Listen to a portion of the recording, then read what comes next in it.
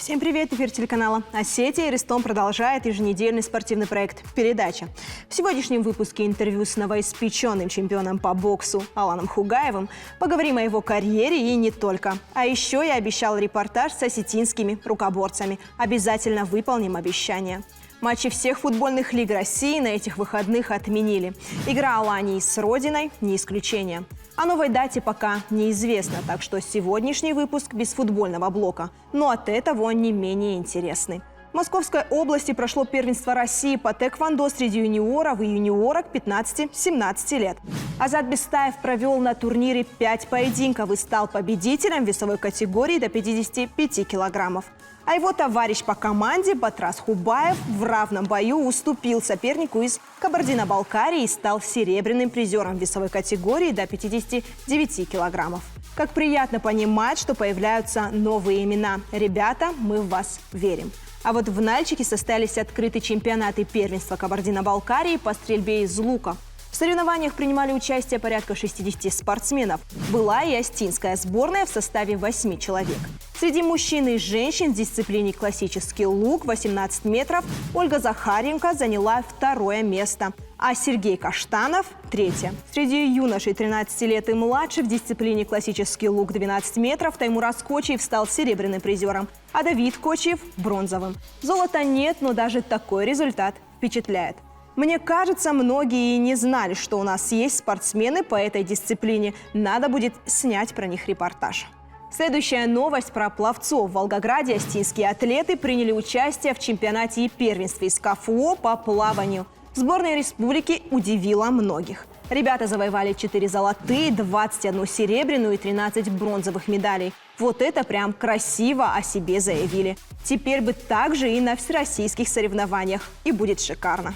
Как и обещали в прошлом выпуске, вашему вниманию материал о наших армрестлерах, которые триумфально выступили на чемпионате и первенстве России, заняв первые общекомандные места во всех возрастах. Слово моей коллеге Кристине Губиевой.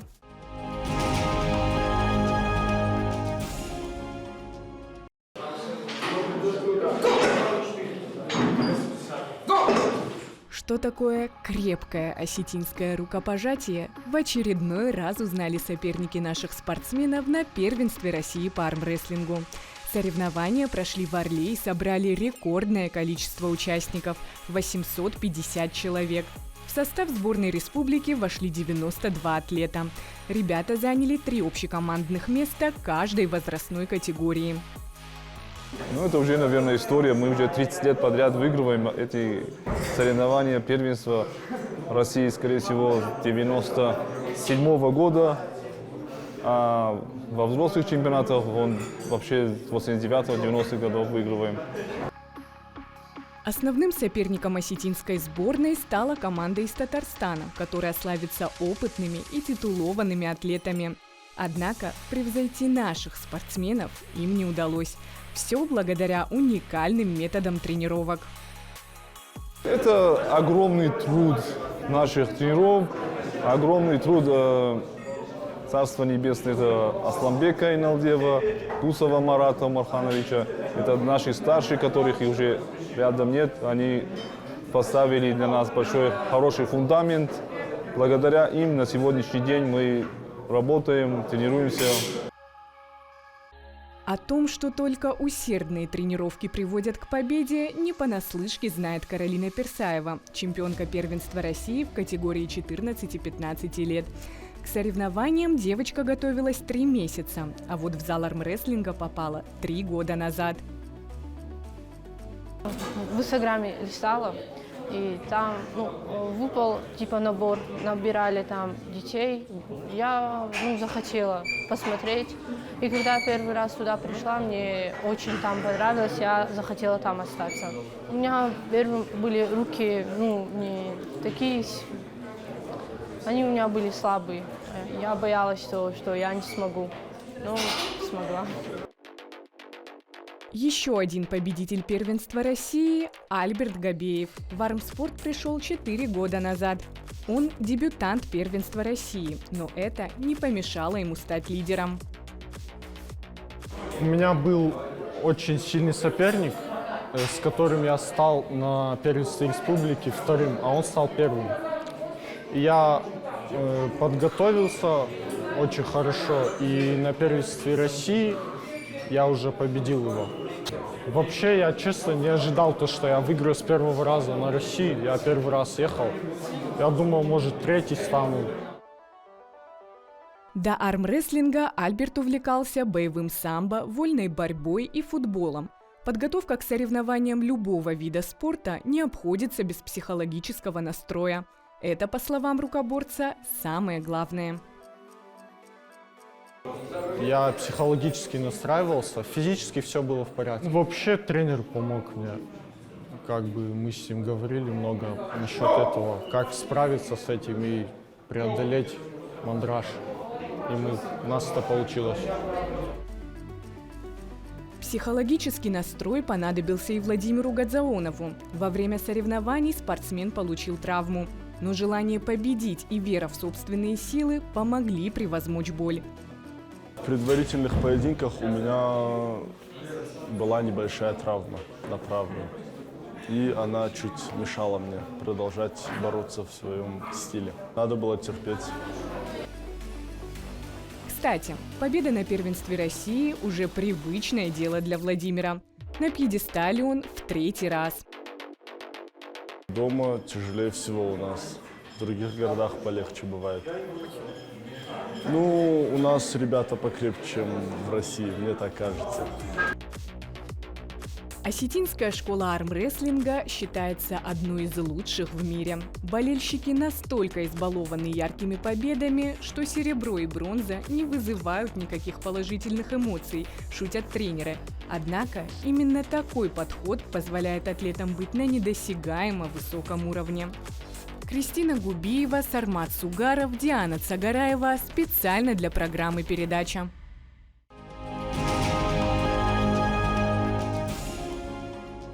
Так получилось, что уже второй эфир подряд в этой студии мы говорим о Его Величестве боксе. Ну а что поделать, если новостная повестка располагает?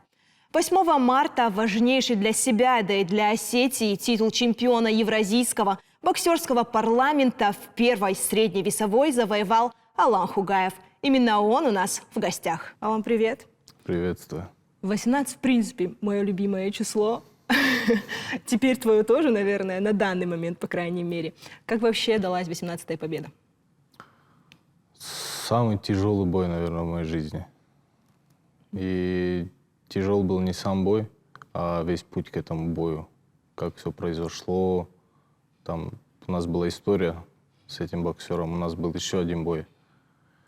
Ровно год назад, тоже в марте, в Самаре у нас был первый выставочный бой, неофициальный, 8-раундовый. И по каким-то причинам все пошло не так гладко, как я ожидал. Как-то подвела своя самоуверенность как-то. Думал, выйду, выиграю его и так. Не особо готовым, но все сложилось. Не в мою пользу, так сказать. Выставочный бой, он Да. не идет в рекорд. Не идет. Объясни даме, пожалуйста, что такое, что значит выставочный Ну, бой? это как неофициальный бой. Просто как спарринг, только телевидение, все это присутствует. Просто это не идет в рекорд. Неофициальный бой. Я помню, кстати, тот бой. Может быть, вот ты говоришь, что тебя подвела твоя уверенность излишняя, а может быть, именно то, что он не идет в рекорд, и сыграло роль, как будто бы ты был расслабленный? Не, ну там были еще кое-какие подводные камни. Я себя плохо чувствовал. Я ни тренерам никому об этом не сказал. Уже бой был близко, а я как-то не люблю бои отменять. И по своей глупости. А в принципе, вот подготовка к этому бою, она как проходила? Или они Отлично. плюс-минус все одинаково проходят? Ну, нет, на этот бой я готовился прям сильнее, чем на остальные, наверное, потому что была очень большая такая психологическая нагрузка, еще и реванш. Я понимал, что надо прям умереть, но надо вернуть обратно победу. Это был прям самый принципиальный бой в моей жизни. Не было такого дня за год, чтобы я домой пришел и вот не вспоминал про это. Ну, как так? Это было первое, да, на профессиональной арене вообще поражение такое? Ну да, да, То есть- первое. А именно под соперника, конкретно под этого, Как настраивался, как готовился, именно изучал его бои или как? Мне повезло, что у меня самые лучшие тренера на земле. Мозг всей нашей организации. Это Виталий Константинович, тренер, который держит меня на лапах, стратег Тедеев Алекс Заурович. Это, я не знаю, лучше, чем он, наверное, лапы никто не держит. А он еще и сам левша. И у меня и соперник был левша. То есть у меня уже был еще один козырь. Он меня учил, подстраивал под него, что делать, как делать, и все сработало. В принципе, мне кажется, твой угол, честно, я так смотрела, он уже внушал страх оппоненту. Их еще столько было, они такие там серьезные все стояли, там уже страшненько было. Слушай, бой продлился всю дистанцию, это, кажется, вторые 10 в твоей жизни, если я Да. не ошибаюсь. На чемпионате России был еще 10-раундовый. Да. В принципе, ты титульный. был готов к 10? Физически не был, честно сказать. Но мы готовились на другую дистанцию.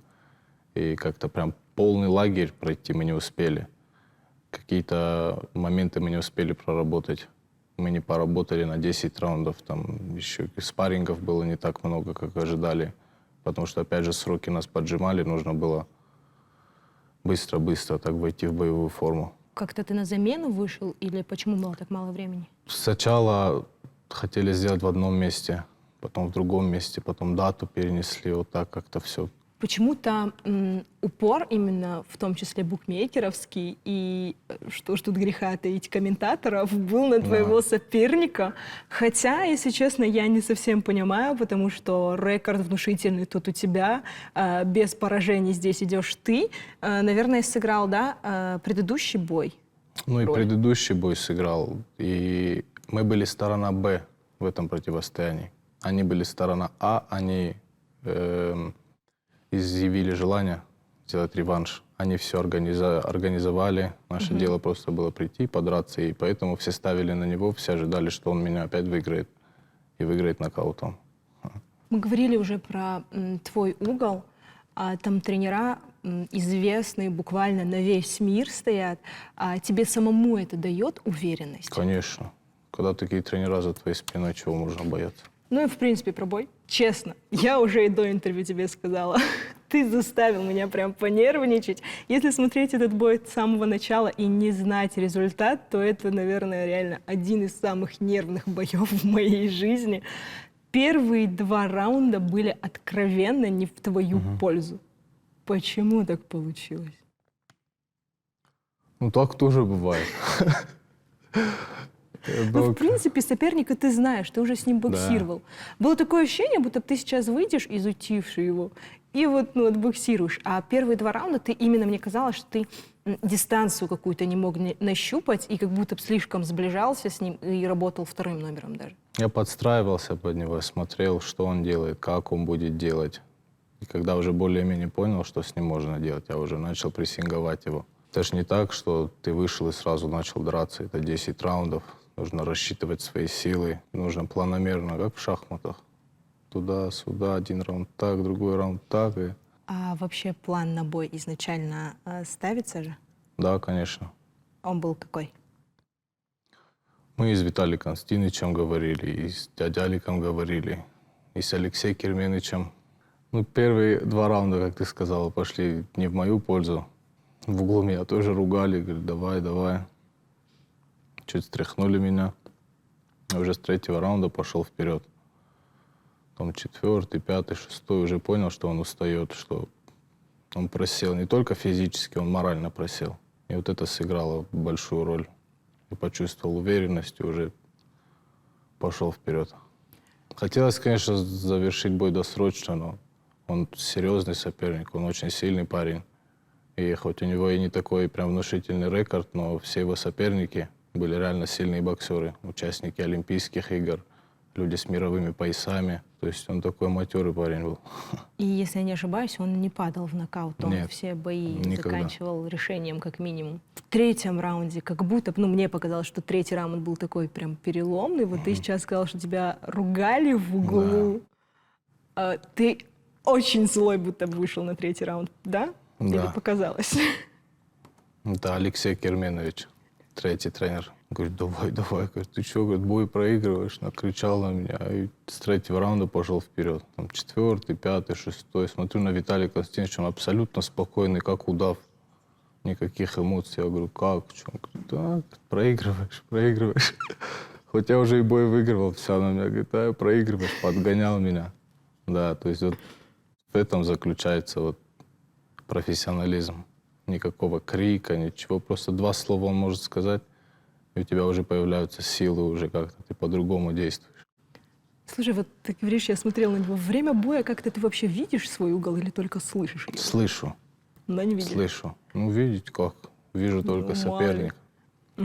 А голоса я их слышу из любой ревущей толпы. Как так получается? Я никогда не понимаю. Вот бывает там арена целая, болельщики, и вы все равно умудряетесь слышать и слушать, самое главное. Ну, я вижу и слышу, разговариваю со своими тренерами порой больше, чем со своей семьей родной.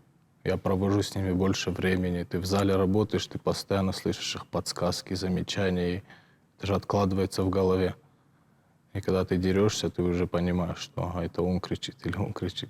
Ты не слышишь ничего, кроме их. Для тебя самого, какой из раундов стал именно переломный, когда ты понял, что захватил инициативу, и она уже не переходящая? Хотя Виталий Константинович до последнего, наверное, Да. говорил, проигрываешь. Наверное, третий раунд. Третий, четвертый так взял паузу, а с пятого раунда уже понял, что он проседает понемногу, уже начал вперед идти. Мне показалось, или в концовке пятого раунда, как будто бы на нокаут был шанс, но ты не дожал, а может и времени не хватило. Ну да, времени не хватило. Он начал убегать, и прозвучал гонг. Не успели.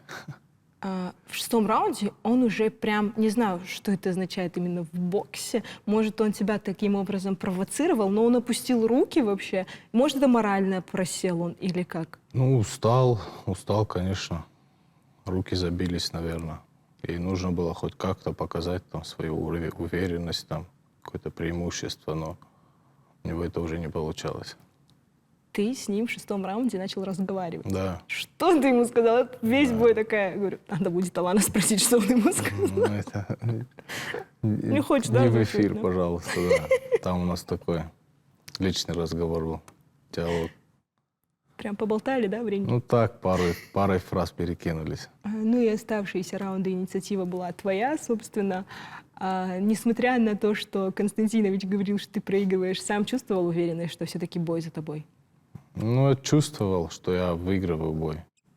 Но все равно до конца, пока мне руку не подняли, у меня прям сердце колотилось. Думаю, сейчас, что-нибудь сделают, как ему руку поднимут. Переживал за это. В принципе, какие ощущения, эмоции от победы? Потому что она прям значимая не только для тебя, мне кажется, а в принципе в масштабах Осетии. Дышаться стало легче.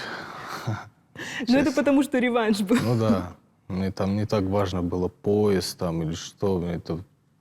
Это, конечно, важно, но именно в этом бою я думал вообще о другом. Я хотел забрать реванш очень сильно. Ванечка, А тут еще и бонус такой. ты не умеешь проигрывать, мне кажется, нет? Ну, не По жизни. люблю. Не любишь? Не люблю. Слушай, а какие планы дальше? Ну, сейчас закончим интервью, поеду в зал, будем тренироваться, поговорим насчет планов. Пока еще сам, если честно, точно не знаю. Я еще в зале не был, неделю вот отдохнул. И вот с сегодняшнего дня приступаю к тренировкам. А вообще пояс, он, получается, все, закреплен за тобой. Тебе его нужно будет защищать в будущем. Правильно я понимаю? Но никаких пока дат, сроков. Ну, прям точной даты пока нет. Да. Обговариваются сейчас какие-то перспективы, но пока точности нету. Спасибо тебе огромное. Надеюсь, не только этот пояс, но еще очень много поясов впереди. Благодарю.